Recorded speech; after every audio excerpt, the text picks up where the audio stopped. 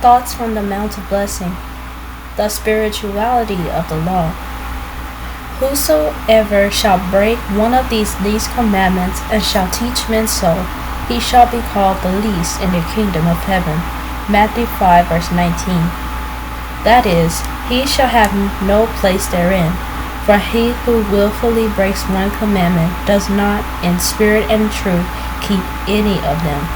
Whosoever shall keep the whole law and yet offend in one point, he is guilty of all. James 2 verse 10. It is not the greatness of the act of disobedience that constitutes sin, but the fact of variance from God's express will in the least particular. For this shows that there is yet communion between the soul and sin. The heart is divided in its service. There is a virtual denial of God, a rebellion against the laws of his government. Were men free to depart from the Lord's requirements and to set up a standard of duty for themselves, there would be a variety of standards to suit different minds, and the government would be taken out of the Lord's hands. The will of man would be made supreme, and the high and holy will of God, its purpose of love toward his creatures, will be dishonored, disrespected.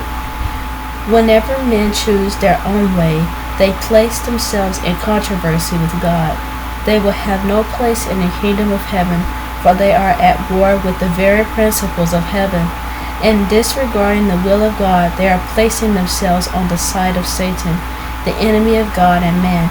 Not by one word, not by many words, but by every word that God has spoken shall man live. We cannot disregard one word, however trifling it may seem to us, and be safe. There is not a commandment of the law that is not for the good and happiness of man, both in this life and in the life to come. In obedience to God's law, man is surrounded as with a hedge and kept from the evil. He who breaks down this divinely erected barrier at one point has destroyed its power to protect him, for he has opened a way by which the enemy can enter to waste and ruin.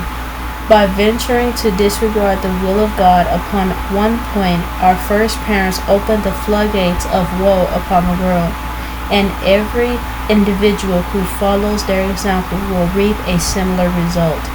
The love of God underlies every precept of his law, and he who departs from the commandment is working his own unhappiness and ruin. The end. Please join us in the next chapter. Have a blessed Sabbath.